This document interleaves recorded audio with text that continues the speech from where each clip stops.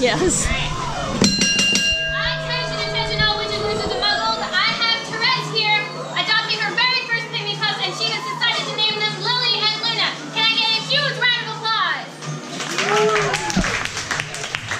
Alright, Therese, do you know what you're going to be feeding your Pygmy pups? No. No? Okay, you're going to be feeding them Death Bunnies, and on very special occasions, you are going to be feeding them the crunchiest of spiders. Not the mushy ones that spit it out for you. And please, promise me, Fred, you will not feed Lily and Luna chocolate. They'll get too high